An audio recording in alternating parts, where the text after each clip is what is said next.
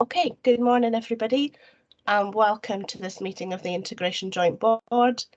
I rule that under Standing Order 5.6, online participation has been enabled for this meeting to allow members of the IJB and officers to attend remotely.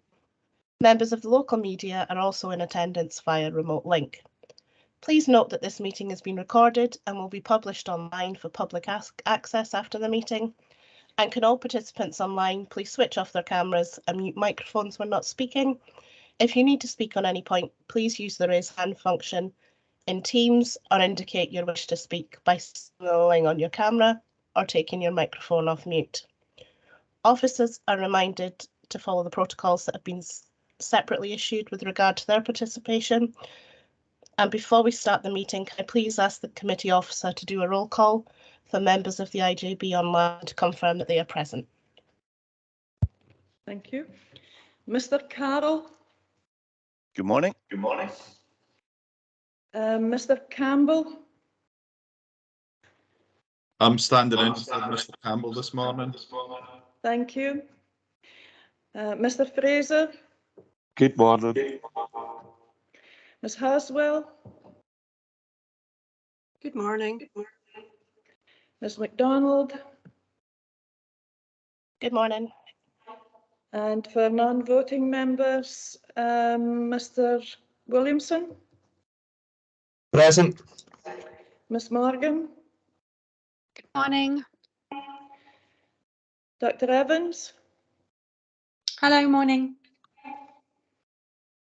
Ms. Anderson. Present. Mr. Sandilands. Yes, here. Mrs. Tulloch. No. And Dr. Laidlaw. Yes, morning. And Ms. McFarlane. No. Thank you. Thank you very much, Liesl. Just quickly like to remind members that we are in a pre-election period for the forthcoming council elections. So all members have received the council's pre-election guidance and should be aware of that when they're discussing any items on the agenda today. So thank you very much. We will now move on to the agenda. Do we have any apologies, Liesl? Yes, from Mr. McGregor, Mrs. Adamson and Ms. Campbell. And Okay. Mr. Campbell. Thank you. Any declarations of interests? I'll just give a second to see if anybody puts their hand up. Okay, I'm not seeing any. If we could move on to confirm the minutes of the meeting held on the 9th of December, firstly, please. Is anybody happy to move those minutes? Happy to move. Can I second them, Lisa? Yes, you can. Okay, and also the minutes from the 17th of February. Again, I'm happy to move. I can second that one, Emma. Lincoln That's speaking. super. Thank you very much. Okay, thank you very much. We will move on to item 1 on the agenda, which is the 2022-23 budget, and Carl is to present on that. Go ahead, Carl. Okay, thanks, Chair. So this is the 22-23 IJB budget, and it's aligned to the first year of the IJB medium-term financial plan. It was approved on the 17th of February. The budget has been set following needs assessment by the service managers, and they're worked closely with their finance teams to develop an accurate budget. The budget meets the requirements of the Scottish Government, who stipulated that NHS bodies must increase their contribution to IJBs by at least 2% for the previous year, and councils must increase their funding by their share of a 554 million national funding increase. So both partners has met that criteria, so the budget is compliant with the government guidance. The proposed budget fully funds the current service model if all posts are filled with substantive workers. The extra cost pressure caused by locum and agency staff is not funded at the start of the year, but there's a contingency budget available at the year end to cover this likely outcome.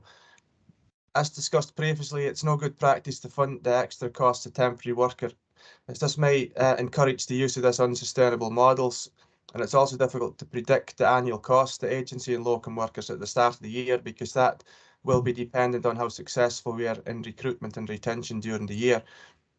Despite the fully funded budget, we must be mindful of the financial challenges faced by both the SIC and NHS, and we must look to develop solutions so we're not so reliant on this high-cost temporary workers. NHS Programme Management Office and the Council's Change Programme will continue to develop new ways of working, and IJB will be asked to review and approve any plans that impact IJB delegated services. And any changes that result in savings will be captured in next year's budget and updated medium-term financial plan. Included in the budget this year is 1.986 million from the Shetland Charitable Trust, and we'd like to publicly acknowledge this generous grant, which helps us maintain a high level of service across the community. There's also included in the budget proposal the use of the Scottish Government additionality funding, that's Appendix 2, and the proposed use of two specific funding streams. It's the Primary Care Improvement Plan and Action 15 for mental health. There's also two applications for IJB free reserve funding included at Appendix 4. And that's already been approved by myself and Chief Officer using our delegated authority as per the reserves policy. Both applications meet the vision and strategic priorities set out in the Strategic Commissioning Plan, and we are happy to approve them.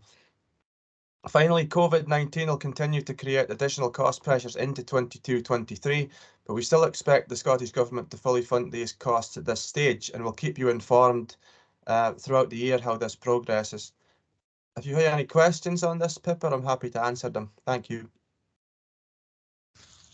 Thanks very much, Carl, for your presentation. Anybody have any questions on that report?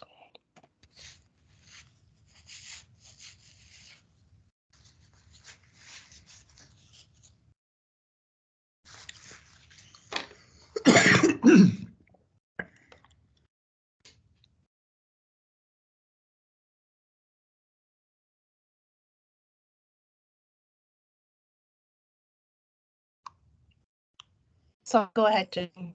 Thank you. Thank you, Carl.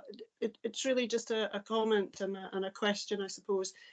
I think this is the first time that we've seen, having agreed the additionality process, that this has actually, sorry, the earmarked funds, that this has actually happened, isn't it? This is the first time that we have had this approval. So it's good to see that the system has worked and that it's speeded up that change by getting those actual programs through quicker. But I do think it's good to also have although the decision's been made, it's good that the board see the papers coming at the next availability. So that was just the first comment. The other one was around Appendix 3. So I think as the IJB, we've made great progress with the directions, and I'm just wondering if there is a space under I know it's not governance as such, but each direction has a potential number, has a number, and I'm just wondering if some indication of which directions the funding streams are attached to. I understand the issue of we're not wanting to box in the funding, but I think for transparency and the importance of the directions holding that accountability, I suppose. I just wondered your thoughts on if that was a possibility. Thank you. Yeah, thanks, Jen. I think the first comment about the reserves applications, that was approved as part of the reserve policy. You were happy to say that me and Brian could approve things in line with the budget cycle, and I think that's worked well. It means we can be agile and we can make decisions quicker. And then if there's ad hoc requests that comes in after the budget, then that does need to go to the IJB for approval. So you should have kind of full visibility of that. As far as Appendix 3 goes, there is a column called surface budget, and that really means direction as well, but it could be better worded. So you see the surface budget for the first one is primary care, and then mental health is the next one. But We could certainly make that more obvious. We could maybe put direction and the number into that column as well. And the directions that was approved previously in the budget section, we broke down what was core funding, and we had like primary care improvement fund listed in there, and then we also had reserves applications if that was relevant to that direction. So we're trying to make things a bit more transparent this year, but happy to improve further if you think that would be worthwhile. Thank you, Carl. Yeah, I think, you know, we've been on this sort of directions journey, and I think it is good. And it's just keeping the visibility of the directions in our papers so that we can call them up to, well, what were the directions? Are they being met? And those sort of issues as we move forward. So thank you. It's just for consideration. Thank you very much. Yeah, thanks. Thanks, Jane. I've got John next. Thank you very much, Chair. Carol, very simple question. Like Jane says, I'm glad to see that the process coming to fruition with regard to additional funding that's detailed in the appendix. Can you tell me just how well known, or shall I rephrase that, what's been done in order to ensure that people are aware that there is this process in place for innovative thinking in order to improve service delivery? Well, we had this wraparound sessions with budget holders during the budget setting process, and it was communicated clearly at that event that there was IJB free reserve available to help support the budget plans, and also at the community health and social care ops meetings that happens every fortnight. There was clear communications at that meeting that funding was available, but that's internal comms. I don't think there was anything that went outside the organisations about that money, if that's also what you mean, John. But certainly the managers that was responsible for budget setting was well aware of this fund. Okay, well that gives comfort in the fact that there is an awareness internally, and that it's communicated on a regular basis, and thank you for that. But that you've actually kind of raised the question, yourself. Is there more that can be done in order to enlighten people that there is the potential for additional funding if there's innovative ideas that are going to have a tangible improvement upon service delivery? Yeah, unless the communication and engagement strategy could incorporate something around that, because that is external comms. And I think service managers again would be looking at their key stakeholders and maybe gauging their opinions before looking to access this funding. So I think there is a degree of external communication, but as you say, it can be improved, I think, John, and we can look at that. Okay, would Mr. Chittick have any input with regard to how we can communicate this effectively? Do you want to come in on that, Brian? Thanks, Chair. Thanks for the question. Yeah, I think it does, as Carl says, align to the communication and participation engagement strategy that the board will see during this meeting. We're having regular meetings with partners, and we're trying to build in collaboration new kinds of service planning. So an example of where we've used that kind of conversation to and then link that to reserves is the Otago programme, where we've funded that, but it will be delivered by our SRT colleagues. So I think it's via the conversations that we're having with our partners that we can then align funding of good projects where it's into that early action and prevention kind of aspect as well. So I think that there's a good demonstration there of where we have had that conversation and then aligned IJB Free Reserve to a programme that's delivered in collaboration with partners. Thank you.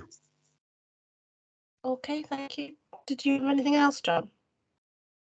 No, that's me for now, Emma. Thank you. Okay, thank you. I've got Lincoln next. Thanks, Chair. Mine was more a comment really than a question, Carl. It's just Do you want to, Are we going should we just to see if anybody go has to- any further questions and then we can move on to comment? Yep, that's fine. If that's okay. Is there anybody in the room? I can't see if anybody in the room has their hand up, Liesl. No? Not yet, no. Okay. And I don't see, there's nobody else online, so that's fine. We'll move into comments. Thank you. So if you want to just go ahead, Lincoln. Thanks, Chair. Just around, budget's good to see that, Carl, and I think just talking about the non-earmarked reserves and potential projects that are coming out, and obviously mental health is a huge concern for people coming out of the pandemic. So it's good to be looking at how things can be improved, and the community-wide responses, I think, is what we've been talking about as well, certainly, and the NHS talking about how we can work collaboratively. So that's really good. And obviously the SRT as well. So, and I think maybe that could lead to more things happening around projects with partner agencies and organisations. So that may be able to be a lead into that happening. So really, really pleased to see that. Thank you. Thanks very much, Lincoln. Does anybody else have any comments they want to bring in at this stage? Mr. Armitage? Okay, go ahead. Hi, sorry, I'm just getting used to the new thing. So thanks for the report, Carol. I just wanted to feedback from the acute care service that we are, I recognise that locum costs for temporary staff is the big issue here where we need to improve on. And I wanted to just feedback to the IJB that there is lots of work going on within acute services to try and reduce expenditure on locums. One of the big pieces of work at the moment we're doing is to try and keep the entirety of GP training in Shetland so that GP trainees can do the whole of their 3 years of GP training in Shetland, which has been a bit of a challenge. We're trying to recruit GP trainers and also trying to secure hospital placements for GP trainees as they go through the training system. And there's some more work being done on securing the sort of longevity of our surgical staffing as well. So we're very aware of the financial challenges of this issue and working on it. I just thought I should give the update for that because it is the big issue, I think, for our budgeting challenges. Thanks. Thanks very Thank much you. for that. Does anybody else have any further comments? I'm not seeing any hands up. So just a couple of comments from me, really. I just wanted to say thanks, Carl, for this report today and to all the staff who've been involved in the budget process. I appreciate that a lot of work goes into this across the partnership, so thank you to everyone involved. And it's really positive that the IJB has been fully funded. I'd also like to acknowledge the funding we've received from the Charitable Trust. As Carl has said earlier, it makes a significant difference to the level of service we can deliver. We do still need to be mindful, however, that the current way we deliver services is not sustainable in the longer term, and work still needs to be carried out to ensure that we are looking at how we can ensure long-term sustainability, whilst also recognising the financial challenges facing our partners. So I think we are all aware of that, but I am happy to, what have we been asked to do today, approve this budget today, and I'm happy to move that recommendation. If anybody else is happy to second it. I'm happy to second it, Jane. Okay, thank you very much. And we're being asked to note that the budget is subject to NHS board approval and the others things at 1.3, 1.4. Are we all happy to note those? Yep. Yep. Okay, thank you very much. So we'll move on to agenda item 2, which is the draft joint strategic commissioning plan, and Elizabeth, I think, is presenting on this one. Good morning. Thank you very much for having me today. So this is the draft joint strategic commissioning plan for 2022 to 2025, and it's hoped that this morning it could be approved so that it can move from being draft into the actual plan itself. We have had a fairly swift process of developing this plan, and we're absolutely aware that there are still some elements that need to be worked on an ongoing basis. So we've had two IJB seminar sessions where it's been an opportunity for IJB members to discuss and input into the development of the plan, and the strategic planning group, which includes representatives from carers, from the third sector, from Shetland Housing Association and from the housing department at SIC, have been key to the development of the plan. They've been involved in steering it and getting it to the stage that it is now. We have some we'd agreed as an IJB that we wanted it to be fairly high level and to be fairly concise, so it is a shorter plan than what we've been used to in the past. But I think that is the direction of travel. I think that's what people have been looking for. The next steps will be completion of a report on progress against the 2019-22 plan, the development of a housing contribution statement, the development of a joint workforce plan which will support implementation of this strategic commissioning plan, and that is due, that's a government requirement and due in July 22.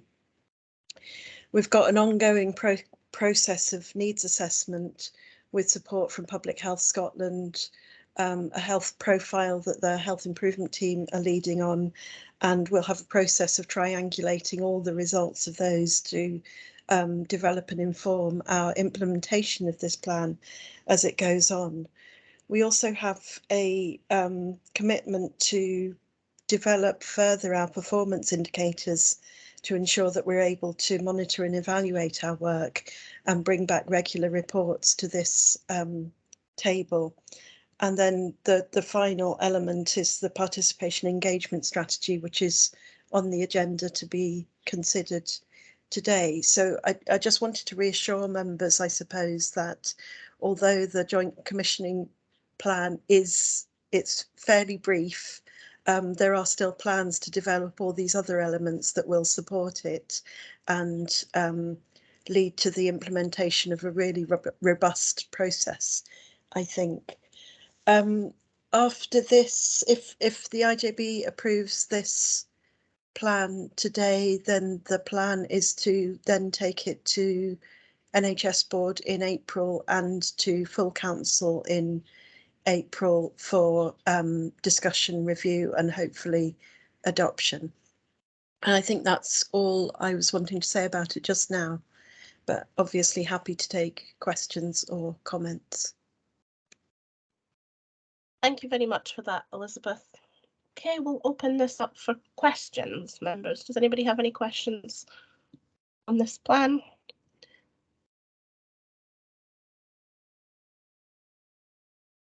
Dr. Armitage? Okay, go ahead. Thanks, Elizabeth, for presenting this. I've got a couple of questions. The first one is when we're looking at HSCP data, it compares Shetland with mainland, with the whole of Scotland in terms of all the data sets. And I wondered whether that was a sort of useful comparison, and we might be able to compare Shetland with other similar population groups like Orkney and the Western Isles, and that might be useful to way of seeing how we're doing, just because, you know, we have a very different population demographic and socioeconomic systems in Shetland to many parts of Scotland, and it might be better to have that comparison. I've got another question as well, but maybe I'll let you answer that one first. Thank you. You're absolutely right. Sorry, there's a bit of echo, is there?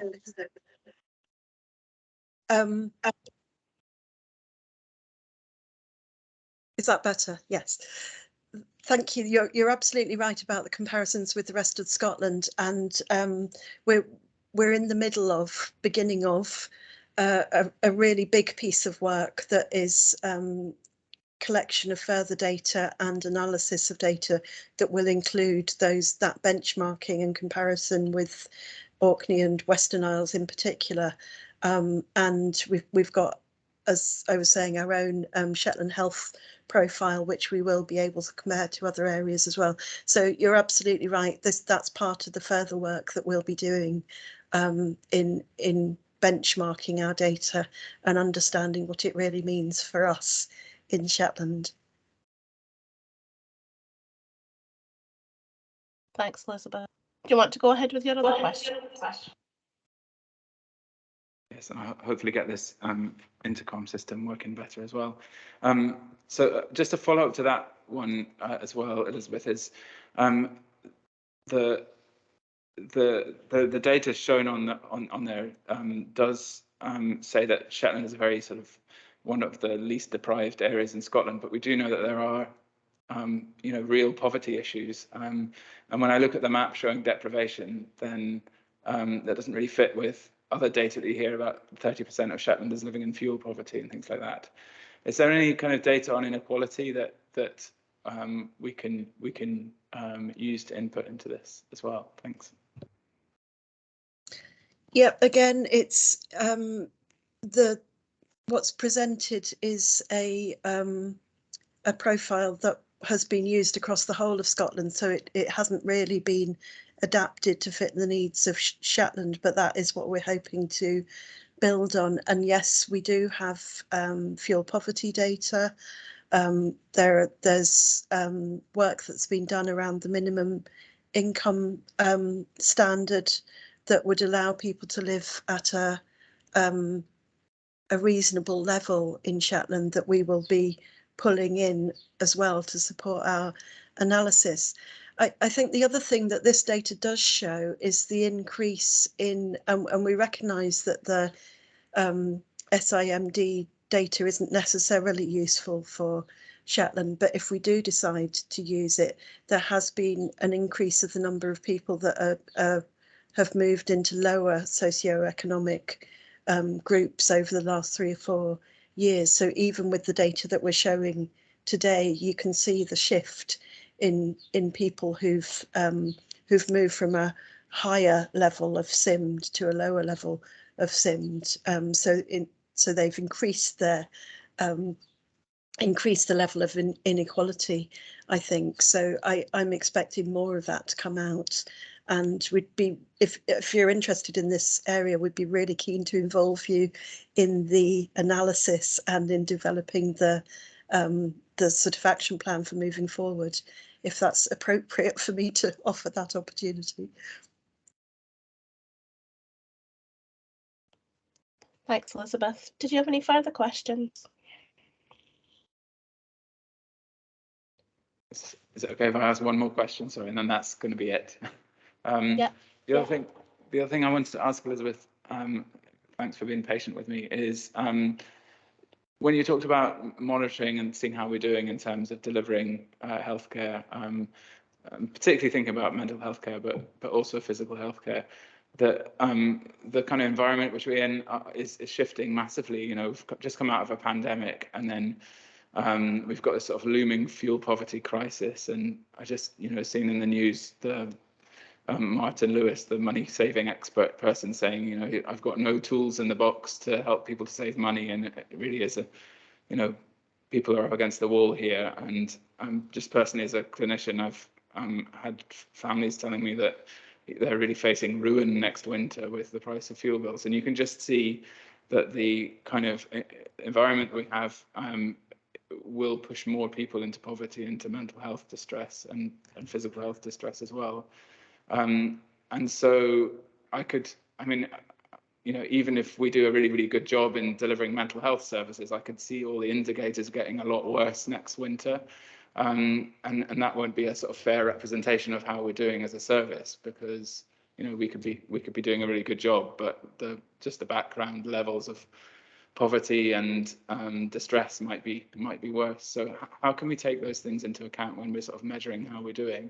I know it's a really difficult question, but part of our job is to evaluate what we're doing, and I don't want NHS staff to feel really demoralised when when, you know, everyone, if, I don't want to say when, but if, you know, if the fuel poverty crisis, for example, isn't sorted next winter, how can we tell that we're doing a good job if everything's getting worse, kind of thing? Sorry to be a bit depressing and negative this morning. I mean, I think you're probably being realistic rather than depressing and negative. And you've set me a challenge that I can't answer, but I think we need to put a lot of thought into. There's something about when we're doing our jobs, I think, you know, the majority of us do them to the best of our ability. Anyway, there are some really basic things I think we can do as practitioners, which is about being polite and about being friendly and about being understanding and about listening to people's needs, but also recognising the areas that we aren't able to fix. And I think as an IJB, we need to be working with the Shetland Community Planning Partnership, who collectively may be able to do work around some of the, well, I think have a responsibility to do the work around the poverty, the fuel poverty, all those indicators and circumstances and wider environment that you've mentioned. And meanwhile, if we recognise that we're doing the best that we can and measure some of that, I think that's probably the key point. But I think you've raised an issue that we would need to put more thought into, although I see Denise's hand up and she may have more ideas about this in terms of how we're not effectively setting ourselves up to fail. Thanks very much, Elizabeth. I think it is a difficult question to answer, but I think if Denise wants to come in and add some more to it, that would be fine. Thank you.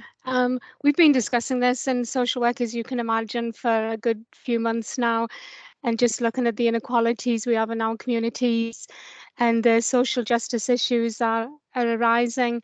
And then yesterday I had a conversation with Vila Simpson from the Community Planning Partnership, and we are going to pull a group together to look at particularly the poverty and ensure that we have correct information going out to families and households with advice and guidance how to make the most of what they do have. I think it's a really good point Dr. Armitage made, and I think I'll ask the group to give some consideration to that too. We've certainly are going to start collating feedback from the people we work with on the effect that poverty is having on their lives, so that we can raise that at a more national level as well as locally. So I will take the questions from Dr. Armitage and then we will feedback. I think it will be a multi-agency group as well, so we'll keep you all up to date as we move forward. Thank you. Thanks for that, Denise. That's helpful. Okay, sorry, so Susan had her hand up and I'm not sure if she put it up during that conversation, so apologies if you wanted to come in during then. No, it was a couple of questions I had. Okay, that's fine. Do you want to go ahead with them then? Thank you. Okay, thank you. The first was just for clarity really, and it was just to understand a bit more about the no wrong door policy. What does that actually mean in practice? Because I've not seen that expression before. I think what it means is we often get people who need services going to several different places in order to try and receive that service, and often get pushed. Well, the feedback suggests that they often get pushed from one place to the next place to the next place. And what we're keen to see is the first place that they go to taking responsibility for whatever that issue and facilitating that person getting the support that they need. So rather than sending somebody away saying you need to go and see somebody else, so if it was me, I might take responsibility for phoning the other service and saying, I've got somebody here who needs this. So I think it I think it happens variably across the piece, but it is also about training and development for our frontline staff. So, you know, whoever the first person who gets seen is, it's about using IT and technology better. So things like Ask My GP, I suppose, is a good opportunity to take on people's needs and make sure that they get the support that they need. And it's also about flexibility of services. So probably developing from the position where we have services primarily offered 9 to 5, Monday to Friday, which don't necessarily meet the needs of people who are either working during that time or unable to get childcare or don't have transport, or all of those types of issues. Thanks. That's really helpful to understand what that might look like or in practice. And I just had another question that might be a bit more difficult to answer. It was just really, it's a 3-year plan that we've got here, but obviously it's really ambitious, which I think is really good. So I just wondered if there was anything that's set up more, what were the short, medium and longer term targets and outcomes, because I mean, some of the things in here we won't achieve in 3 years, and some of them we might achieve very quickly. So I just wondered if there was more of an overview of that, and you know, what the priorities were within the plan, especially given what Dr. Armitage had just said, you know, around the issues that are facing us and what we know about all the underlying factors that affect people's health, the things that aren't in the control of the IJB or NHS or SIC. So I just wondered if you had any more information on that, Elizabeth. Thanks. And that's what we're just in the process of developing, is a really a strong set of and realistic set of performance indicators, I suppose, so that we can show clear progress against, or lack of progress, I suppose, against all of these things. So within the plan, we've put some of the shorter term changes that we might look at. So changes in knowledge and skills and awareness of people within the community, but also staff members and services as well. Changes in decisions and practice that we might see. So we might see increased levels of facilitated self-management, for example, or improved management of long-term conditions. What would we use to measure those things? And then changes in services. So what are the changes that we've actually made that makes it easier for people to access them, or to get the right person at the right time, at an appropriate time to service users. So I would say that's a work in progress at the moment. Okay, thanks very much. Thank you. Excuse me, Chair, Mr. Chittick would like to come in. Okay, yeah, go ahead, Brian. It's just to follow on from what Elizabeth's saying. I think we also need to acknowledge some of that work has already started. So, you know, the plan's reflecting a continuity of some of that improvement work. And I think this plan is feels slightly different because it's not so much service-led like the last plan was. This plan's putting communities at the heart of the health and social care partnership, but it's also putting the health and social care partnership at the heart of communities. And I think to do that, there's key kind of enablers that need to be done. So, for example, the participation and engagement strategy, which we're talking about today, is key enabler to start to have those conversations with communities about what's important to them and how we grow support networks that could be service-led or could be community-led, and around that, the wrap around individual needs and strengths with individuals, and how we sort of that no door is the wrong door kind of ethos as well. It doesn't necessarily mean to be a service door. It could be just a conversation that someone's having in a community, and then how we connect people up. So I think the priority will be some of that enabling work rather than some of the service development is maybe just changing that culture and that ethos as well. Thank you. Thanks. Thank you. I've got Christine that's got her hand up. I'm not sure if she wanted to come in on these points or if it was separate questions, but I'll just bring No, Christine. it was. Thank you. It was very much on these points, and it was. I think Brian said quite a bit of what I was going to say, and it's really to say that this has been it's a very challenging concept and issue, the idea of no wrong door, and that I can remember years ago another local authority they called it "Don't Pass Me On," and it was the whole idea that when you finally, in some cases, pluck up the courage to ask for help, if the first person you speak to doesn't have the answer, in many ways the worst thing you can do is say, I'm sorry, I don't know, try this number, and then put the phone down on you, because that contact's been lost. So there's something about taking that responsibility, just as Elizabeth has described, in terms of then making sure that that person doesn't get lost or gives up at that point, but is actually supported through that wrong door, if I can put it that way. But the trick then is what Brian's talking about, which is getting it right first time, so that it is obvious which is the door that will get you the instant access to the service, so that your question goes right there and you get it right first time.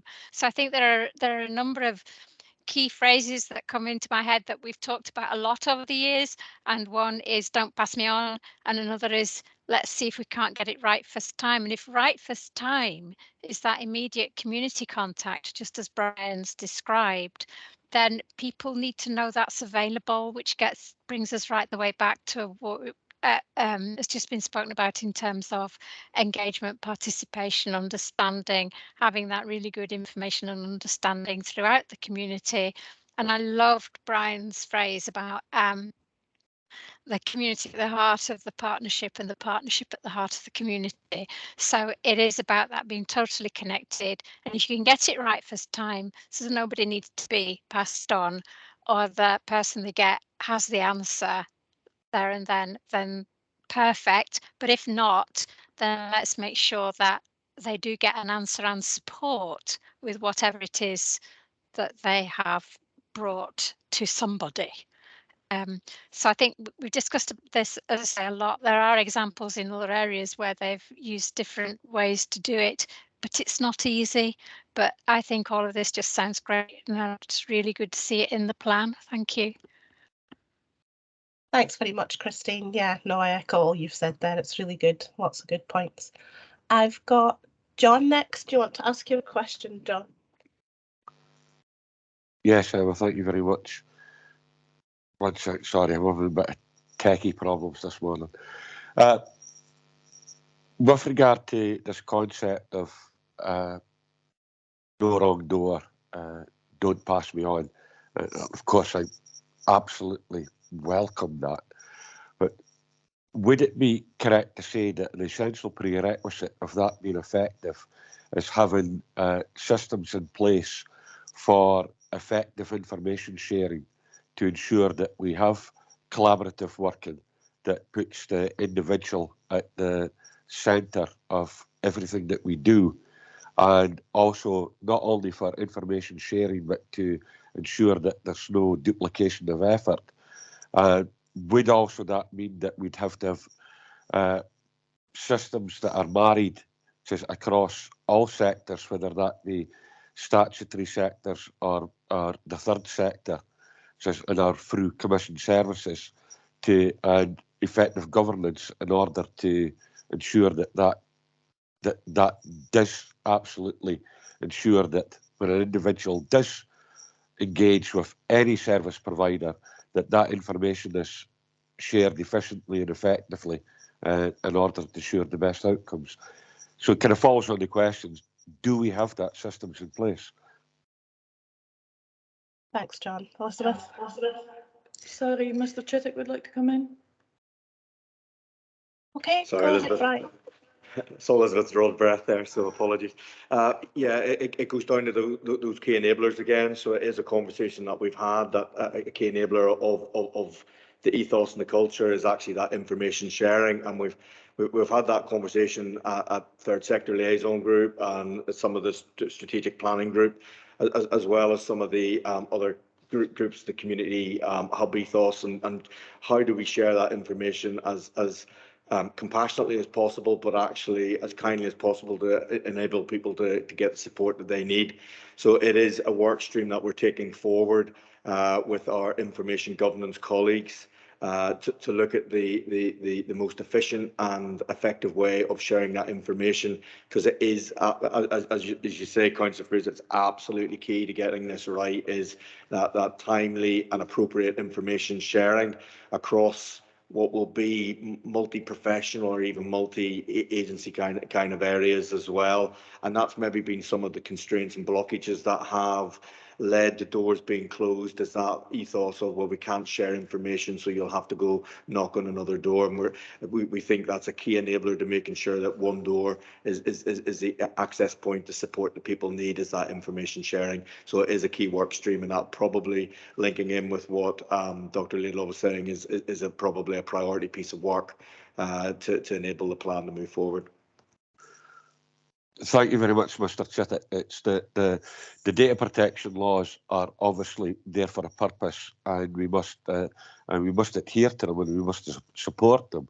But of course, they can at times inadvertently create a barrier to protect the very same people, to assist the very same people that they're designed to protect. But the fact that this is on the radar in order to try and create a cohesive, collaborative information sharing system in order to ensure that all parties, whether individuals or partner agencies, that are working together in order to share the information to put the individual and their welfare and service needs at the forefront of absolutely everything that we do. Just gives me great comfort, and I'll certainly watch this with interest. And thank you so much for that. Thanks very much, John. Denise, did you want to come in on that point? Yes, if I can just add that for me, there's two parts to this. One is around how do we make our communities and our staff aware of the services that we have. That is extremely difficult. We have been trying to do that for a wee while now, because services develop and change on a consistent manner. It's getting somebody to keep up to date with that. So as Brian said, we are looking at that. The second point is in relation to sharing people's personal data. We have systems in place where we can do that with the individual's consent, and we should always retain that consent. If there is any areas of high risk where we think there's protection and safeguarding issues, then we can share information without consent, but we should always seek that consent first. Thank you. Thanks very much, Denise. Did you want to come back in, John? Yeah, just a response to Denise's response, which I'm grateful for. Just I'm glad that the system's in place in order that seeking prior consent and sharing information as and when it's appropriate for the needs of the individual. Can I ask, does this transfer over into the third sector, where at first engagement permission is sought in order to share with partner agencies, both in the public and the third sector? Certainly with the services that we access in social work, that does exist. I couldn't say if it exists across the full third sector, but that's perhaps something that Lynn Tulloch can look into and then send you an email at a later date to reassure you if it does or not. But it would be good practice to do that. Absolutely. I think it's perhaps been not an intentional barrier, but inadvertent, a barrier that's been created through this legislation, where people approach the third sector organisations and they can be hesitant to share information, just which is understandable. But of course, it's looking at what's in the best interest of the service user, and surely it's not beyond the gift of man to have that permission sought at first engagement, which would hopefully circumvent these difficulties. But I'll look forward to hearing from Mrs. Tulloch in early course, I trust. Thank you. Thanks, Dan. I think Lynn's got her hand up at the minute, so if you want to come in. Thank you, and yeah, thanks for raising that. issue. Certainly it's a conversation that we have had quite recently within the third sector through our third sector forum members, and certainly a whole range of charities when you can at that first engagement with somebody who is kind of presenting to that charity and to access and help and support. Certainly there's a whole range of charities that will ask for that suitable consent for information sharing, because I mean ultimately they might be going to a charity for a particular support, but when more conversations and more work is kind of happening with that person, charities have to look to engage with either other charities or liaise with the statutory sector and the NHS for kind of help and support, and ultimately through good practice and best practice, that's what charities do. They look to obtain the consent of the individual to support them, which in certainly the vast majority of cases, people just want the help and support they need. And if charities can help to enable to be that bridge, because sometimes they come to one charity looking for something that's not maybe necessarily that particular area, but we would look to be the bridging to the next charity or to the next service. So ultimately we do have systems in place within our sector to be asking for the consent to liaise or to support, to then engage with other services. So that is happening within our sector. That gives a great deal of comfort, Lynn, and thank you for coming. I didn't realise you were in the meeting. That's why I said earlier, I maybe hear back from you in early course, but that was very early, so I appreciate it. It kind of follows on, kind of supplementary, if I may, Emma, that if an individual, for a hypothetical situation, someone were to enter the doors of Market House to engage with CAB, and during the course of a conversation, it's deemed appropriate to signpost them to 2 or 3 other organisations under the umbrella of Voluntary Action Shetland. Just is it possible to have multidisciplinary case conferences in order to ensure that that all the needs of an individual has been sought, because they are engaging with multi-agencies, both third and public sector, just to ensure that there's no, not only are all their needs been met, but also to ensure that there's no duplication of effort. Thanks, John. I think Elizabeth wants to come in on that one. You're on mute, Elizabeth. First one, sorry. I'm thinking that these are really interesting questions, and I'm wondering if we should look at them as a sort of ongoing issue in terms of the work around with you, for you, and perhaps take them. I suppose I'm thinking that they probably are to do with the implementation of the strategy, but they're also ongoing pieces of work, and I wonder if we should look at them slightly separately and off the table of the IJB. But I mean, that's just a thought. But we'd be able to look into them in more detail and kind of understand what the issues are and so on. Thanks, Elizabeth. Denise put her hand up at that point as well, so I'll bring Denise in and then Christine. Denise? Yeah, so it was just to say that we do have the Understanding You assessment, and that will be based around a good life and what the good life means to an individual, and that will include accessing support from wherever is appropriate. So that would all be within the one assessment.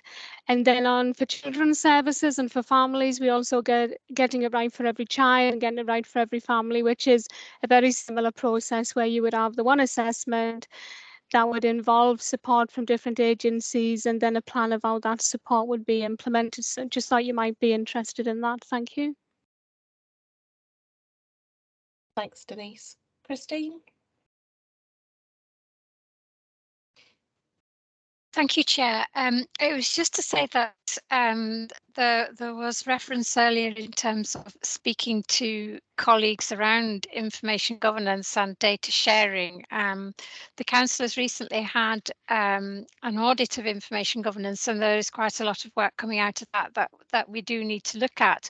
But I think it's fair to say that it is a complex landscape, and what has been spoken about in terms of people really being able to navigate that and make it work for them. So rather than seeing the data sharing legislation as a barrier, but actually something that facilitates sharing confidential information, because it actually gives you a framework that enables you to do it. So on the back of that, we will be doing more work through the council and linking through to David Morgan and his team in the NHS to work on information sharing as part of the whole information governance work. And I think that it is a key area of work that perhaps we can help support all agencies with and across into the third sector. And it's interesting that Denise mentioned the Understanding You assessment form. I attended the a roundtable webinar yesterday where that was actually mentioned by Professor Anne Hendry. I don't know whether colleagues around the table know her or will remember her from when she visited Shetland years ago, and she actually referred to the With You For You process in one of her remarks at yesterday's National Roundtable event as part of the International Foundation for Integrated Care. So I think, you know, that is acknowledged as being a really good way of making sure that you do have that one place where information can be collated and shared, provided all the protocols are in place behind it. So I think we should see it as a framework that can facilitate it rather than prevent it. But training, refreshing, keeping it at the forefront of our mind is important. And I think the council will have a spur to do that from the latest audit report. So no doubt it'll be coming to you soon. Thank you. Thanks very much, Christine. That's been a really helpful Thank you. discussion. So thanks for those questions, John. Does anybody else have any further questions on this report?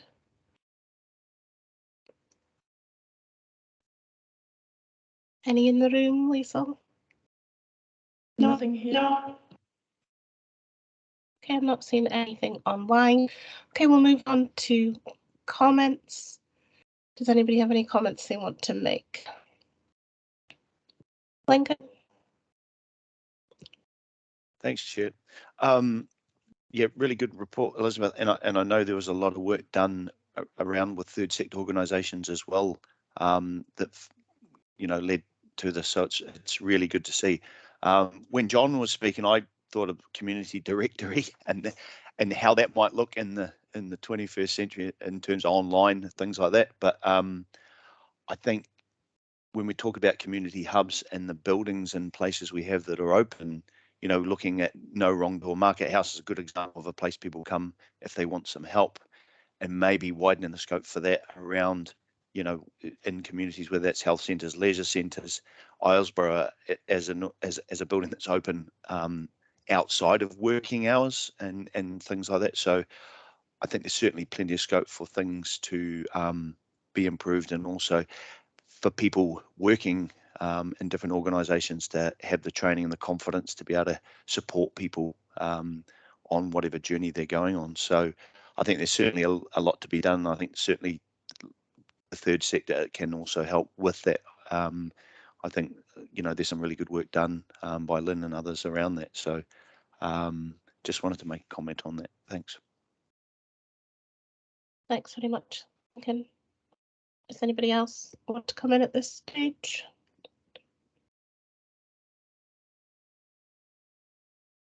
I'm not seeing any hands up, so I will just add a few comments if I may. I just want to thank you, Elizabeth, for everybody that's been involved in this process. I know it's been a really challenging time, particularly with significant COVID pressures to deal with. So thanks very much for getting it to this stage. I think we've all had many opportunities to feed into this process, and I think the conversation today is another step that kind of shows how this is going to be a moving plan. It's not going to be set and that's it. So I think that's a really positive thing. As we've seen over this last 2 years, the ability to be flexible and adaptable is a real strength, and I think this plan will be able to do that. And that's what we need. We know that health and care is going to look different in the future. We don't know what the National Care Service proposals are going to look like. But what we do know is that we want the best outcomes for our communities and that we want to focus on the people who have the greatest needs. And I believe this approach allows us to have the flexibility to be able to make the changes that are required as and when, and it's not a plan that's going to sit there set in stone. So I am happy to approve the recommendations in this report. Oh, if everybody else is.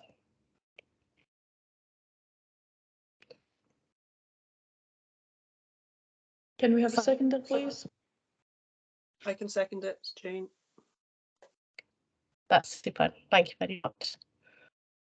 Okay, so that's what we've been asked to do for this report. So that's that done. Thank you very much. So we'll move on now to agenda item 3, and this falls on very nicely from the report we've just had. And this is the Health and Social Care Partnership Participation and Engagement Strategy. And Lucy is going to talk us through this one. Thank you. Good morning. Thank you for having me and for taking the time to have a look at the participation and engagement strategy, which I'm hoping you'll approve today. So it's a strategy in draft at the moment and hoping for approval from the meeting. This strategy has been written based on national guidance that's been developed really in recognition of a need for higher standards of participation and engagement and less variation in quality and practice nationally. We know locally that we do good participation and engagement in pockets in different areas, and it's, I suppose, that some of the problem we maybe have is in the variation, and also particularly around engaging those who might find it more difficult to engage and to come to us and come to make the most of opportunities that are available. So something that we hope to work on for that is to use our existing network so people can engage through a kind of safe and trusted relationship they already have, maybe with another service or another group. And the onus is on us to make the most of those communication channels and our network relationships. And also through making every contact with staff count, which fits in quite nicely to the kind of no wrong door of how are we approachable and how are we listening to people to really understand what they're needing and what they're telling us about our services. So using every contact as an improvement opportunity, really. So this means that a kind of need for an ongoing dialogue, and that's another issue that's come up in discussion and is also a problem nationally. It's not just a Shetland problem, is the process of feeding back, sharing learning and sharing impact, both among staff but also with the public who've taken the time and energy to engage and to help us with these processes. We're maybe not as good as we could be at letting people know the impact that their time and energy has had. And so trying to make this a kind of ongoing relationship rather than the community pouring into our processes and us making the most of that really rich information, but maybe not sharing the outcomes of what's happened. So that's another thing that can be done through using our different networks and our communication channels to try and make that a conversation rather than a, I suppose, rather than just a one-way process. There's a kind, maybe a slight variation to the action plan that was sent out in the Healthcare Improvement Scotland quality framework for participation and engagement. There's the Edna Mary Watson with the NHS has been looking at kind of trialling the quality framework. So rather than waiting for the framework to be published and finalised, we're hoping to join in with that trial process and look at it jointly as the NHS and the Health and Social Care Partnership, because a lot of the projects that we work on are very similar, and a lot of the people we'd be asking are very similar, so it would really work quite well together. So hopefully that will be a slight amendment that we can make. A point that came up for discussion within the report, whether for today or for another time, is around resources. I think the participation and engagement isn't something that we've necessarily explicitly resourced as a thing on its own. It's maybe been done kind of ad hocly through departments doing bits and pieces of work.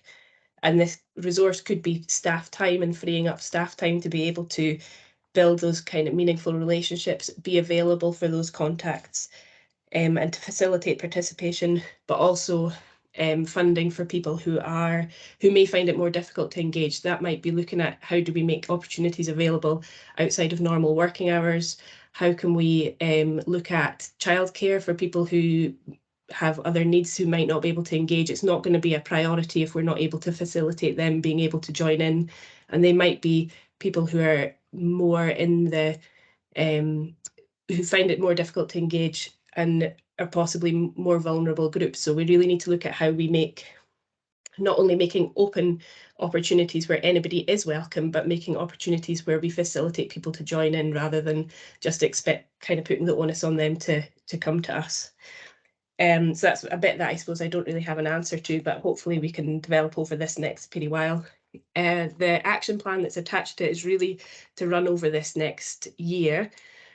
I know the participation and engagement work within NHS particularly is really kind of being worked on with Edna Mary Watson is working hard on that, looking at the structures within the NHS. So they'll work quite nicely together over this next year, and we can hopefully have a very joined up approach kind of coming to the end of our year of action, and we'll have a look at the strategy again come the end of our kind of benchmarking process with the Healthcare Improvement Scotland framework self-evaluation, and working on our networks and finding out what the gaps are and where we maybe need to build those relationships and how we need to improve those kinds of procedural things. So we'll hopefully be bringing it back in a year's time, but I'm happy to take any questions on where we're at the moment. Thank you very much for that report, Lucy. That's really helpful. It's really interesting to have that today. I'll maybe kick off with a couple of questions.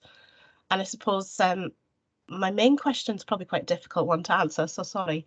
But so basically I see this as really, we need to embed this into everything we do. So rather than it being, you know, we're going to do participation and engagement at this stage, it needs to become part of everything the IJB does.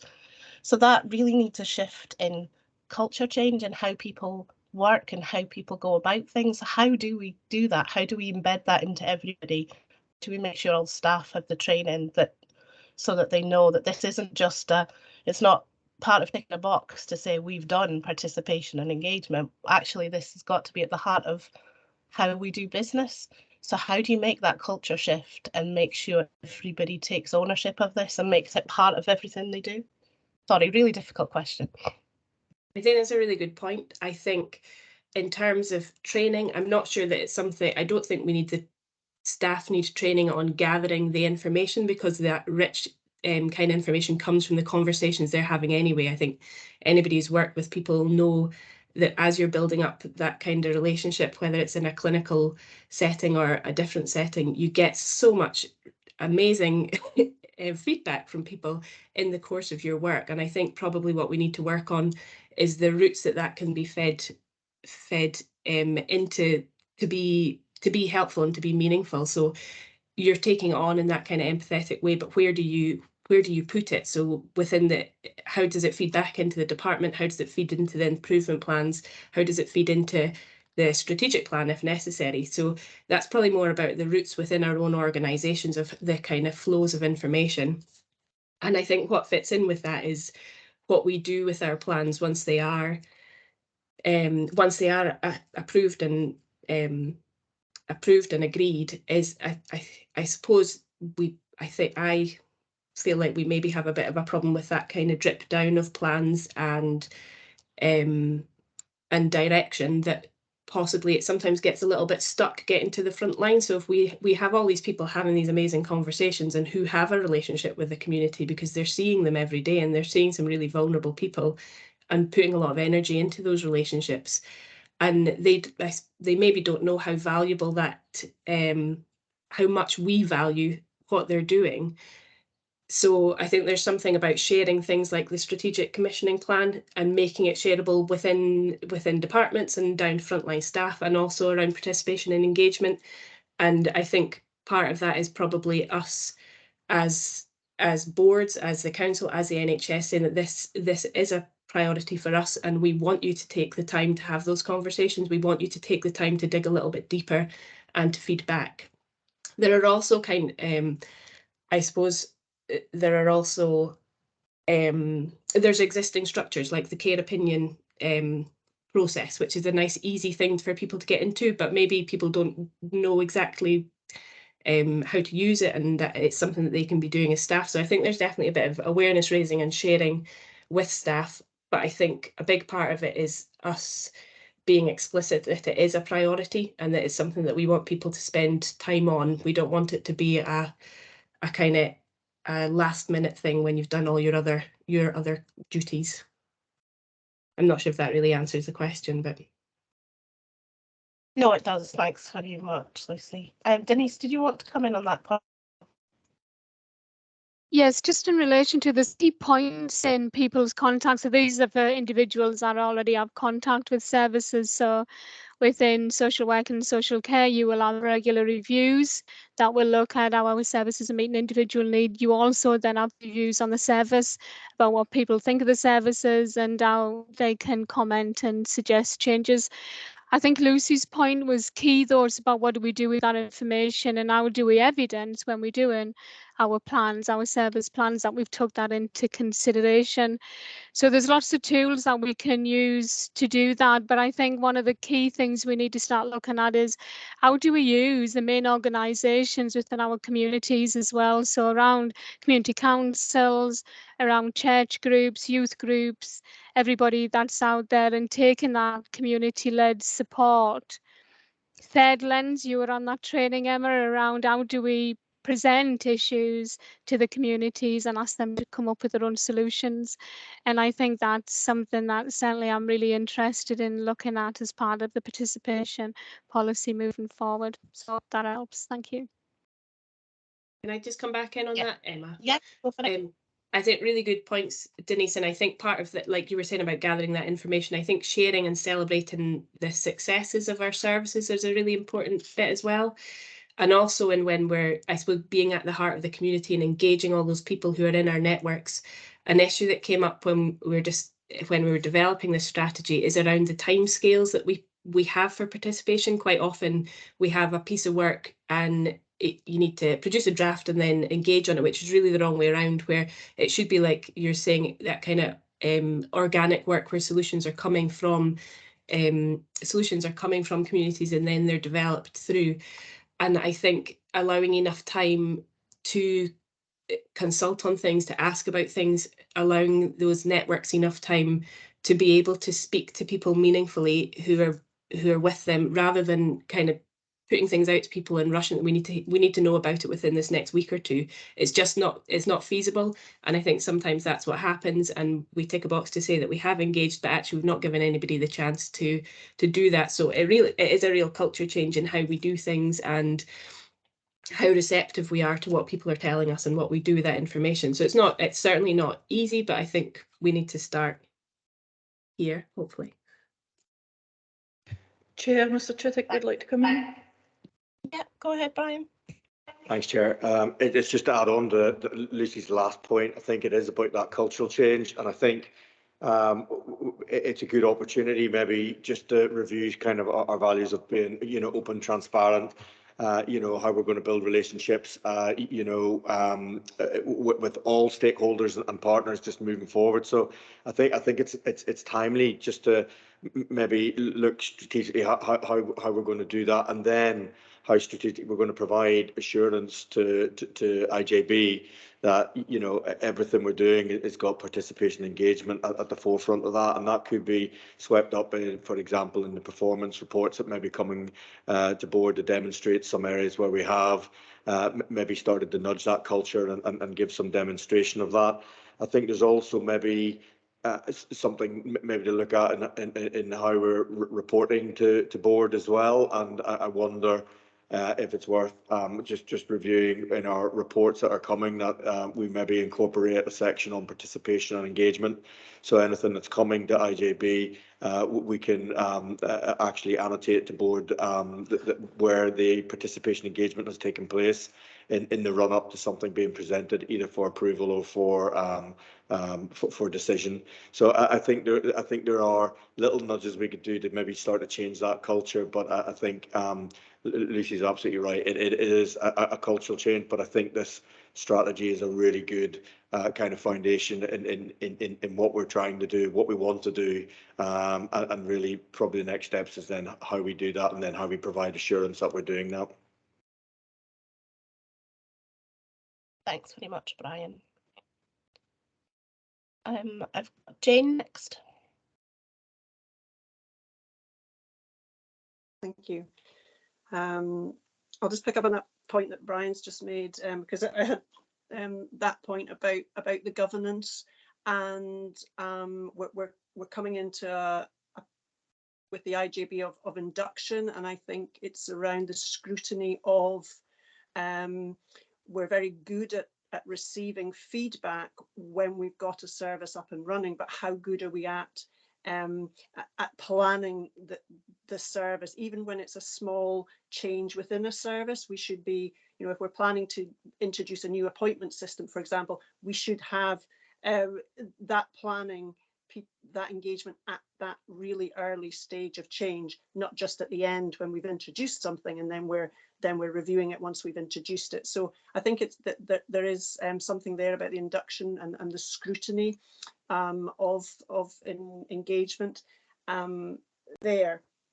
Delighted to hear you talk about the care opinion. I think that is, I've always thought that we underuse that in Shetland, and it does cover exactly what the IJB covers. It covers, it tends to be used more in health board, but of course it covers social care, and I don't think that is so well publicised. So thank you there. I suppose my question, Lucy, for this, and then I can come back later with comments. My question is the baseline of knowing who's not engaging is an impossible thing to do, but the Visible No More report made you know, very clear just how we're not capturing numbers across Scotland in data. So I'm wondering, Lucy, if you've got any ideas about incorporating that. We're doing a small piece of work just now with BSL speakers, and finding out how many BSL speakers in Shetland, it is unbelievably hard to find that. It's because it's not being asked, it's not being recorded.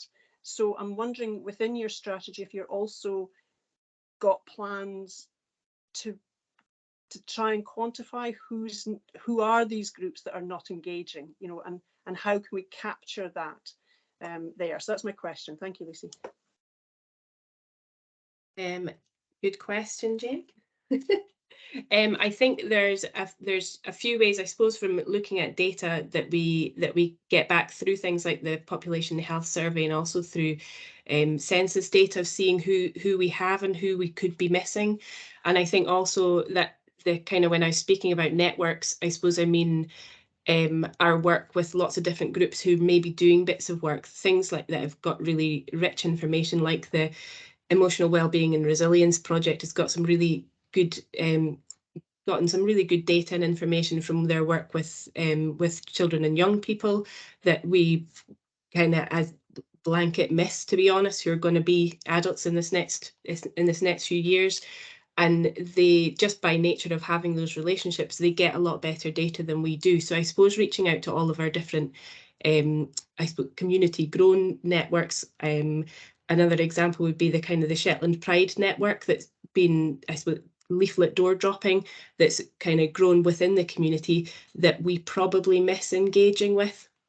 So I suppose looking at organisations that exist where people feel safe and comfortable, so that we can kind of access people in an area that they are engaged in. There are always people who aren't engaged with anything, and I think that's going to be our difficulty. We need to look at how we're communicating what we want and what we have on offer, our methods of communication and our targeted communication, to see if we can get to people who we're missing with everything else.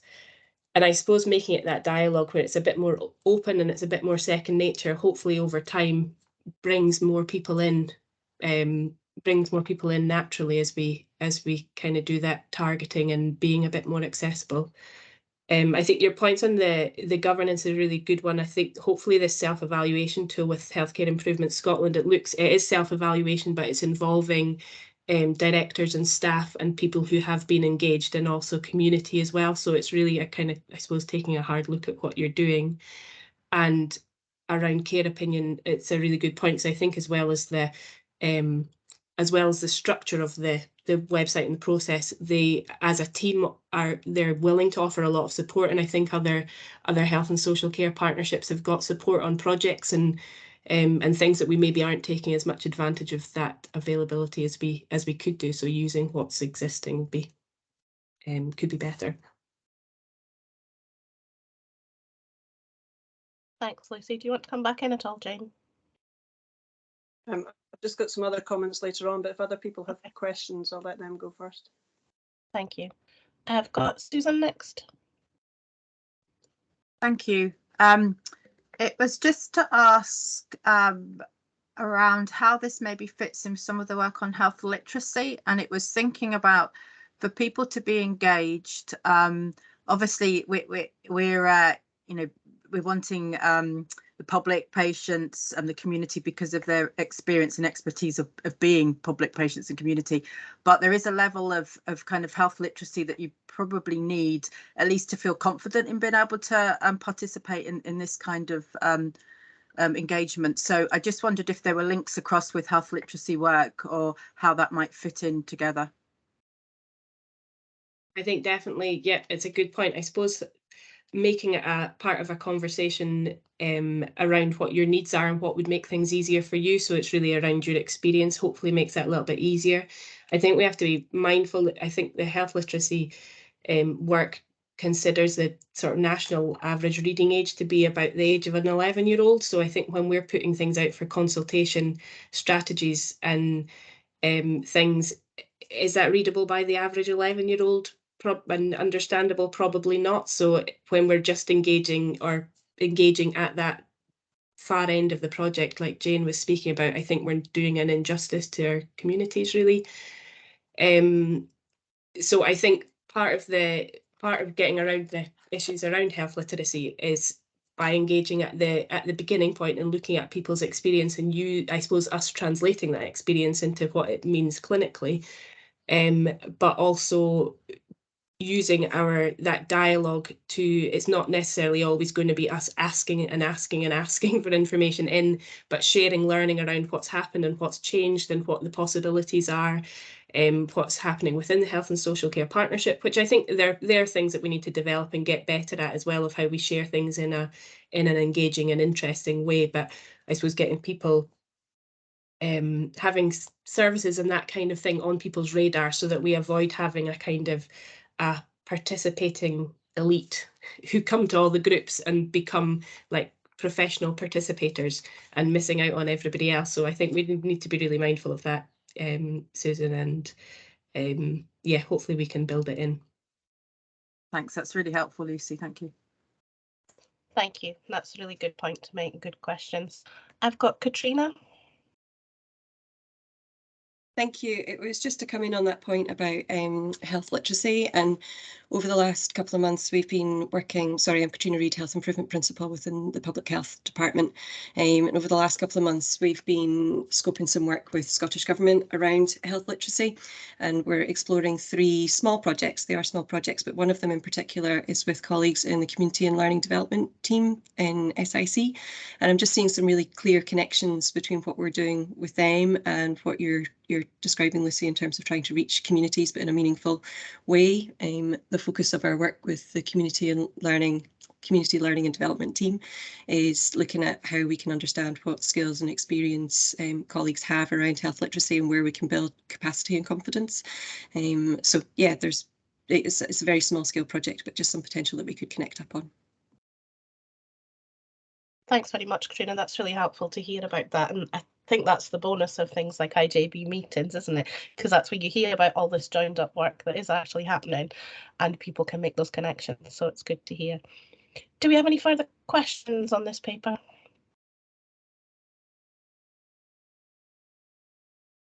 I'm not seeing any hands up. Okay, we'll move on to comments. I think, Jane, you said you had some comments you wanted to make, so if you want to come in. Yes, thank you. It's also related back to the strategy as well, and it's around a trauma-informed approach as well, because participation and engagement, as you very rightly have highlighted, that we have to be very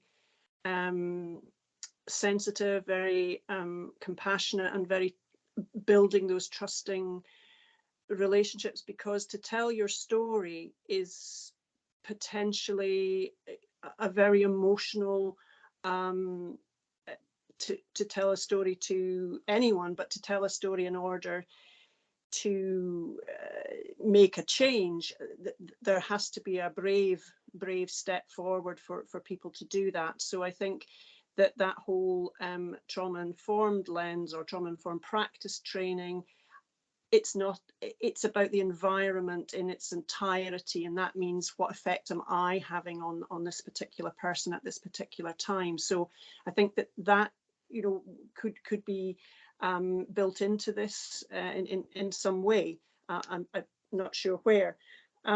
And then just the other point, absolutely delighted to see that it's about that whole community learning approach, where we need to level that field of knowledge, and that is really important, and you have highlighted that in your strategy, so I really do applaud that. And I think it's that bit around, yes, that's for the individual, but you've also touched there, and Brian as well, about within localities, how can we support the representative role, and you've also said about, you know, giving time, but how can we enhance that representative role with an ongoing, I don't mean but an opportunity to take up training if you are finding yourself in that role. So but I'm delighted to see it in its form, and I think that's just some other thoughts to build in as we go on, but delighted to approve it when that time comes. Thank you. Thanks very much, Jane. I've got Denise next. Just to say, Jane, that I can take your comments back to the Trauma Champions group. We know there's been some interesting work undertaken in Edinburgh at the moment around our policies and procedures and guidance is trauma informed, and we are having a meeting shortly to look at that. So I'll keep your comments in mind. Thank you. Thank you, and I see it's on Safer Shetland website now. The trauma, you know, it's in there, so that's good to see as well. Thank you. There should be 2 modules, and if there's only one at the moment, the second one will be added shortly. One is a basic level trauma informed module for people who work with children, and one for adults. You don't have to work with children, you just need to have children. And we thought by putting it on the Safer Shetland website, every community can have access. You don't have to be employed by one of the agencies. So hopefully we'll get some promotion on that, and people will have a reading and understanding. Thank you. Thanks very much, Denise. Again, that's really good points to bring forward. I've got Lynn next. Thank you, Emma. Really just a comment with regards to the strategy. I mean, certainly VAS will have a kind of key function to help to enable any kind of engagement within charity groups, community groups throughout the community. So we're certainly here to help and support and to help that facilitation to happen. And certainly when we were inputting into the kind of commissioning strategy, we had a fair bit of input from charities. So just delighted to see that there's kind of a key area there about engagement with the third sector, but also about you can effectively all of us working together collaboratively. And I think there's kind of a key thing here. It's about hearing the lived experience that will help influence the work and the planning going forward, which is pretty key in all of our development going forward. So we're certainly VAS can play a part and support to enable any facilitation for that to happen. So thank you. Thanks very much, Lynn. That's really helpful comments as well. And I think it does just show how this is so intertwined with everybody and everything that we do. So I think it's really welcome to have this here today, and I am very much happy to support Jane in the approval of the plan. And thank you very much. And I think this is just part of a journey, isn't it? And it's going to be a process to embed this into how we work. But I do think it's a really positive step. So thank you.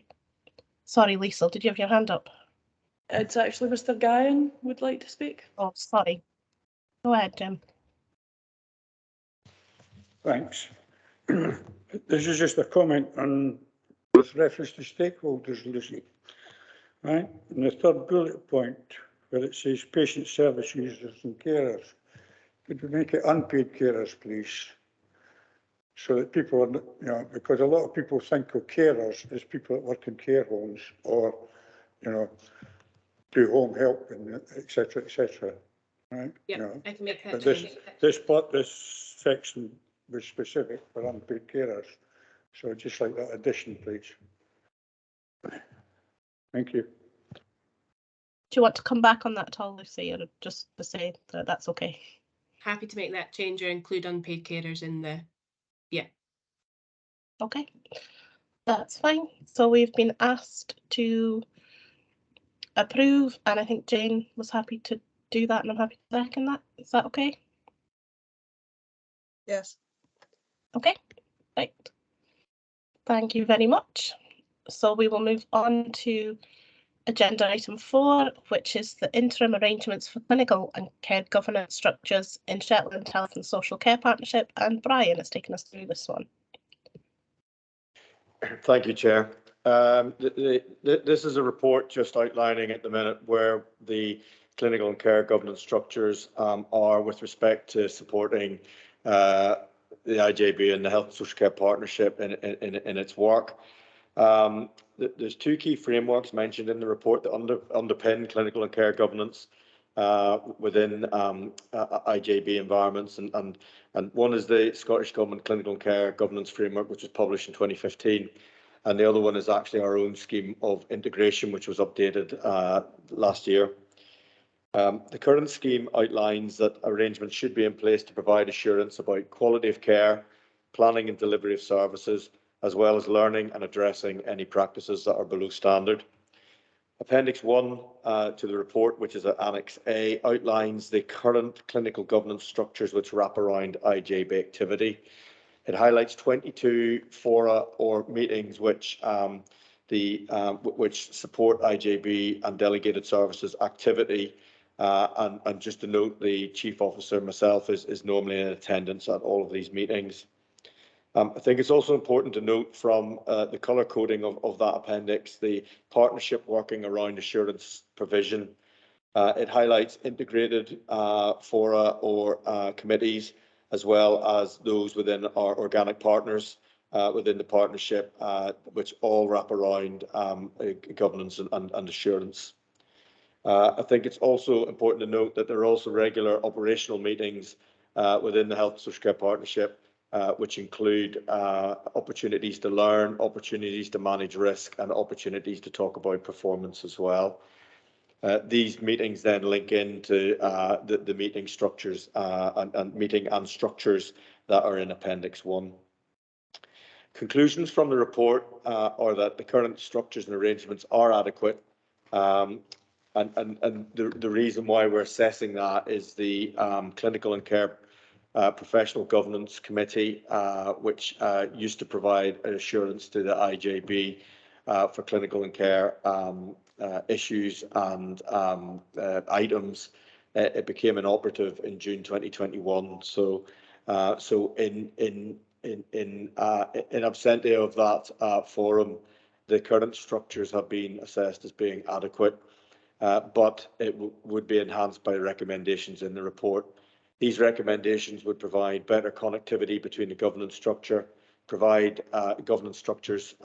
better assurance reporting to IJB, and provide a specific IJB escalation point for any issues or concerns via IJB Audit Committee. Note that this is the word interim arrangements in there. We can, at IJB's request, go away and have a look at how this would link in with any changes that would be needed to either the scheme of administration or the scheme of integration scheme itself. I don't foresee there being any changes to the latter, but we may need to just reflect some of these changes just in the scheme of administration, which we can do in due course. The word interim as well also aligns to the awaiting and see watchful waiting for the National Care Service framework and what that will bring with respect to any changes within governance structures that would be required. That's the report presented to the board chair. Happy to take any questions any members may have. Thank you. Thanks very much, Brian. Just a very quick question from me. Is this report, does it need to go anywhere else, or is it just the IJB that needs to make that decision? I think it's within the IJB's gift because it sits within the scheme of delegation. But I would maybe just take that away and just check if we need to take it anywhere else. But my understanding is that the scheme of delegation it must ensure that there's the correct arrangements in place, and this paper is doing that from an IJB perspective. I understand that in absentee of the CCPGC, the Clinical and Care Professional Governance Committee, the NHS has also established or re-established its own clinical governance committee. So they've reviewed their kind of governance structures recently, and this is just some work that just aligns to that as well. It has been discussed at the Clinical Governance Committee as well that we were doing this. And we've kept them informed of what the changes would be. So it might just be updating just with approval of if IJB grants that today. Okay, thanks very much for that clarity. Does anybody have any questions? Oh, Christine? Thank you, Chair. Is just to say that there is work in hand at the moment in the council to look at the council's governance framework, so we can check in there. The situation as it was set up did mean that the Clinical Care and Professional Governance Committee was deemed to provide an advisory support role through to the council as well. So we can check that, but as there is a piece of work in hand which Jan can speak eloquently about in terms of revising governance documentation, then we can wrap it up in there, assuming approval today of the recommendations in this report. Thank you. That's very helpful. Thanks very much, Christine. Does anybody else have any questions on this paper?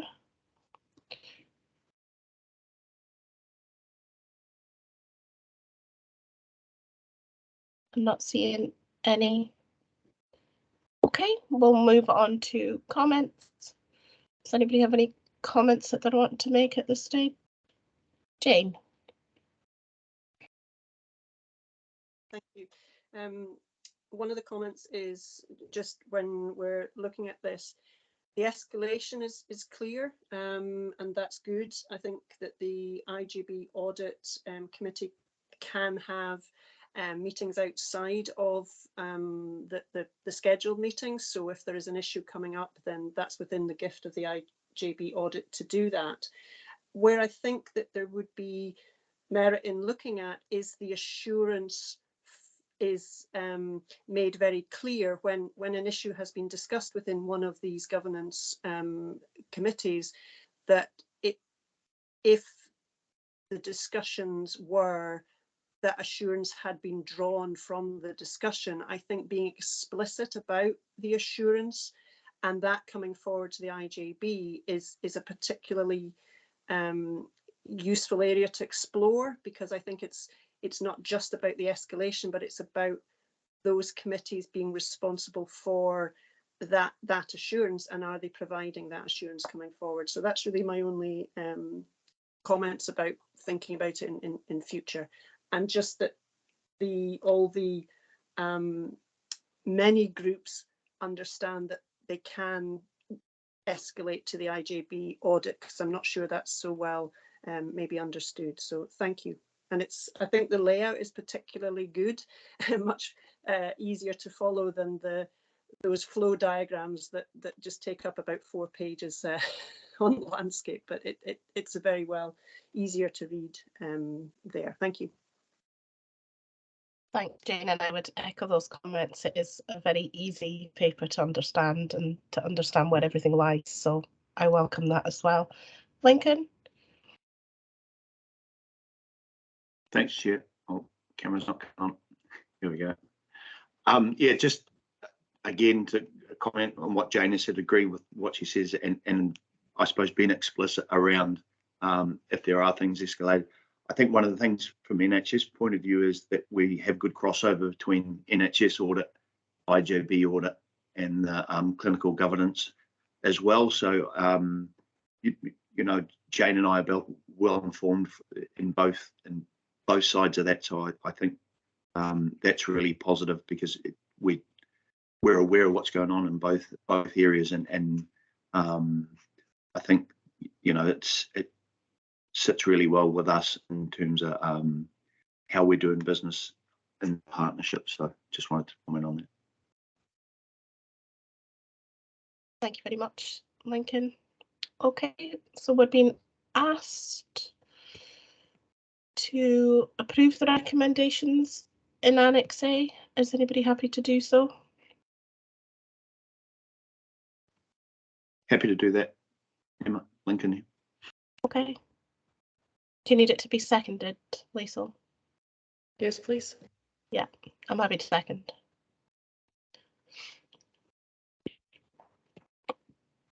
We've been asked to note the current structures and activity regarding the provision of clinical and care governance, monitoring and assurance. Are we all happy and content we've done that? I'll take that silence as a yes. Yes. Okay, that's fine. Thank you very much. So we'll move on to agenda item 5, which is the IJB Code of Conduct, and I believe Jan is going to introduce us on.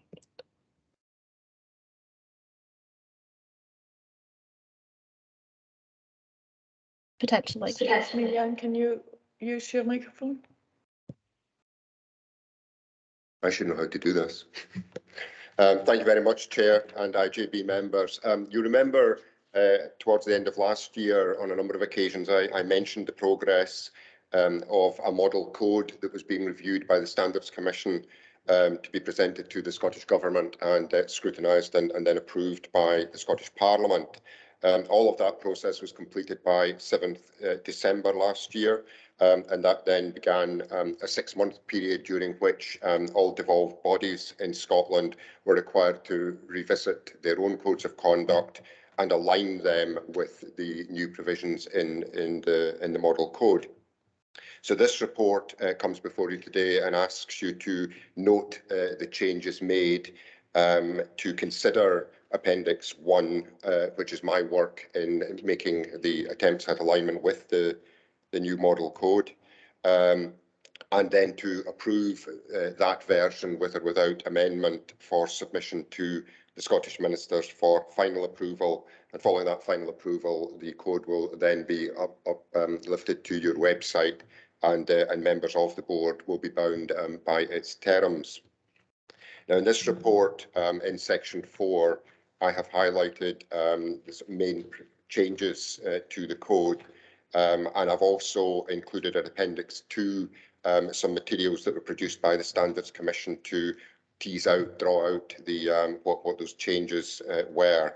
So I'll not go through them in any more detail than I've set out in the report, but my intention is to refer to a couple of particular provisions where I have made some degree of modification to the model code just to suit the circumstances and more closely make them relevant to this IJB.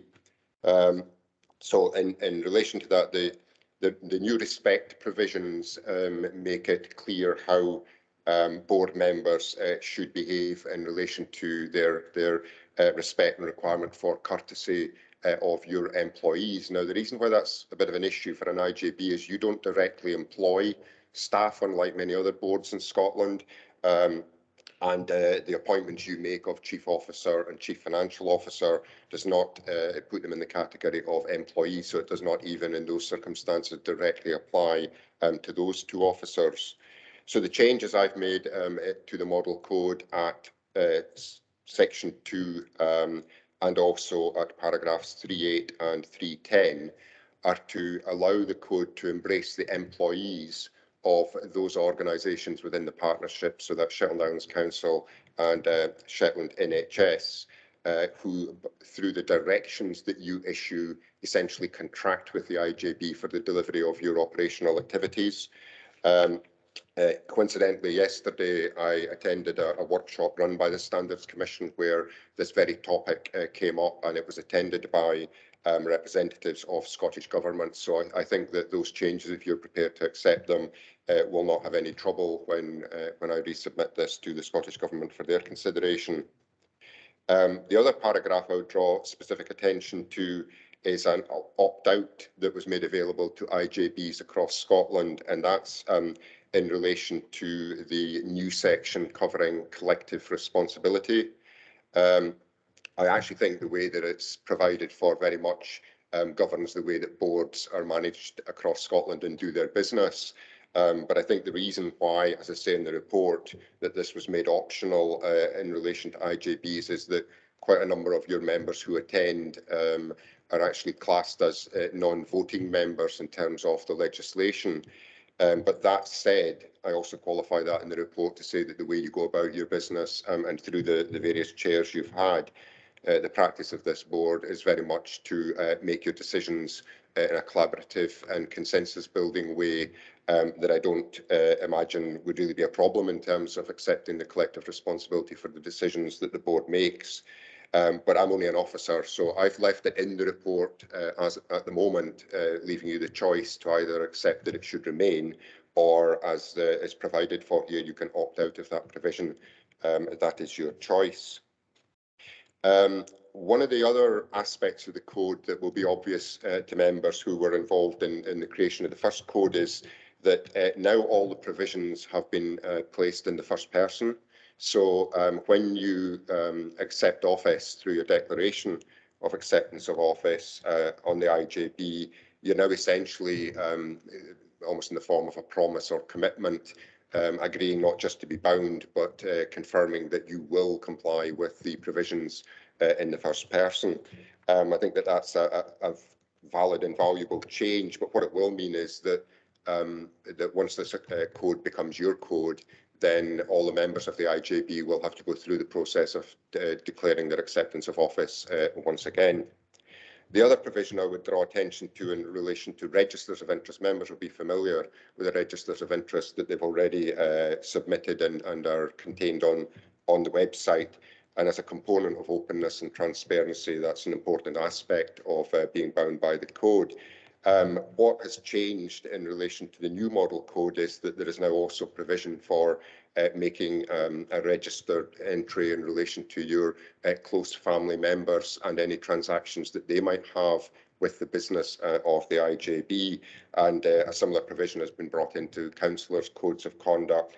So me and my staff will go through a process with each board member just to check if there's anything that you require to do by way of changing your registers of interest as a result of those new provisions coming in. The other aspect that I cover in the report at paragraph 410 is that as part of the induction programme that we're working with the Chief Officer at the moment, I will carve out some time in that process to bring training materials to the attention of individual members, and we'll go through a process of refreshing members' understanding of the code and the main code provisions, but also highlighting and encouraging discussion and debate around the new provisions that have been brought in. Other than that, Chair, I would just leave myself open to any questions that members may have. Thank you. Thank you very much, Jan. Does anybody have any questions on this? I appreciate it's quite technical, and Jan is very good at answering questions on this nature. So if anybody does have anything.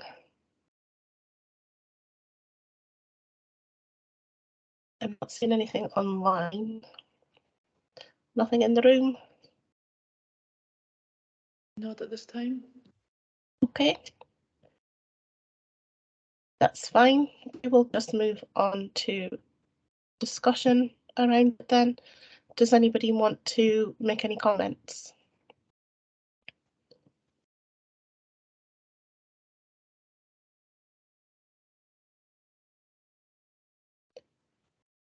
I'm not seeing anything online. I suppose the question would be, do we have a view on the section that is optional? Does anybody have any comments on that area?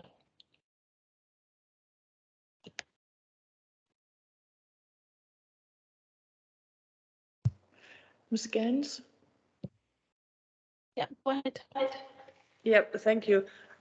My comment is I appreciate we have had so far always very the decision taken. We're always never had come to any voting.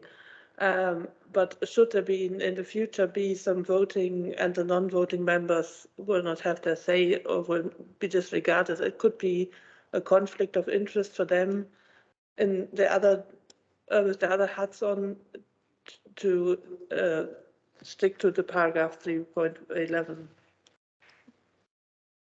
Thank you.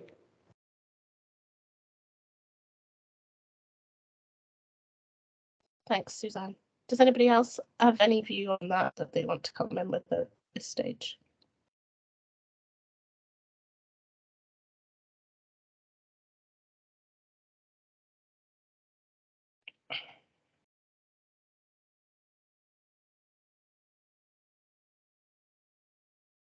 I'm not seeing anybody online because I think we do have the option to include it or to not include it. So we would need to decide what we want to do.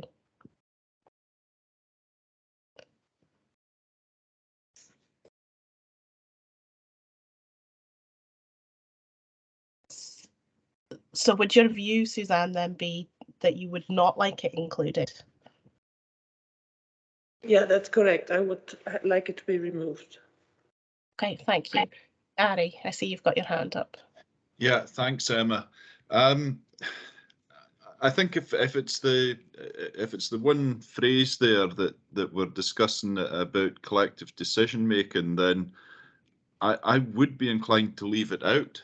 And my reasoning for that would be, and I don't want to rake over old ground here, but if we think about the recent events with the valuation joint board, another joint board, then I think it almost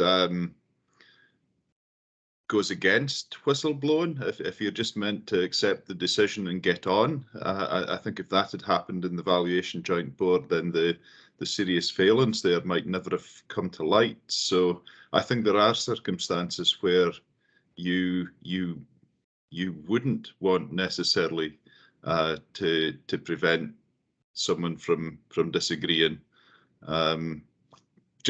Just my thoughts on it, but I would agree with what Suzanne said in not including it. Thanks very much, Gary. That's helpful. Does anybody else have a view on this? This is one of those situations where it's difficult because you're not in the room with people, so you're not seeing people's kind of nodding or shaking of heads. So if anybody has a view, then feel free to express it now.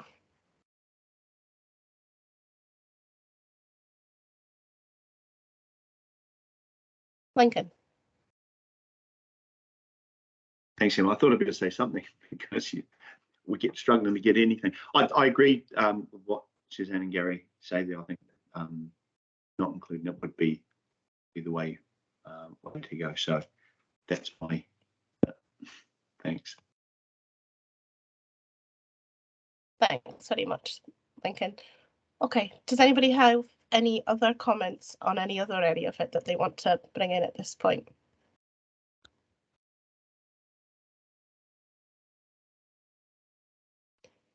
No. I'm not seeing anything. So we've been asked to note the introduction revised model code of conduct and approve the proposed code of conduct. So we'd like to do that minor point, which I can't actually find which point it was. Do you know which point it is we're removing, Lisa? Sorry, I don't have the page up on my screen yet, so you want to pop in and just confirm it. It's 3.11, section 3.11. Yeah, just confirming that. And is everybody in agreement with that then?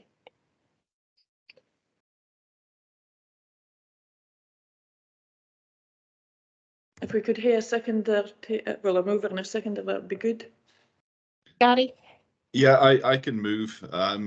I just think it's really important that we don't stifle anybody, and I think the effect of that, I mean, I understand the purpose of it, but I think the effect of it might be to stifle. I don't think it absolves any of us from being respectful to each other and respectful to decisions taken where they are properly taken. So that's really the reason behind my motion to exclude it. That's fine, thank you. I'm happy to support that and just. Okay, is everybody else content with that? Can I confirm your seconding, Chair? Yeah, I'm seconding.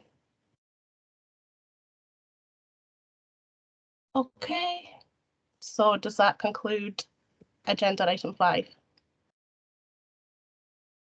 It does.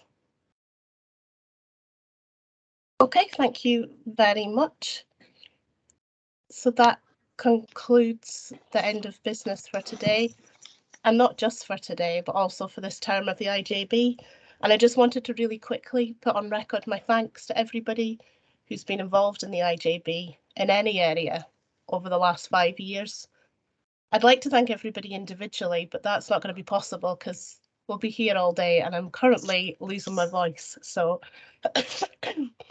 I'd particularly though just quite like to thank really quickly Brian and Joel for all their help, and also Liesl for everything she's done in committee services.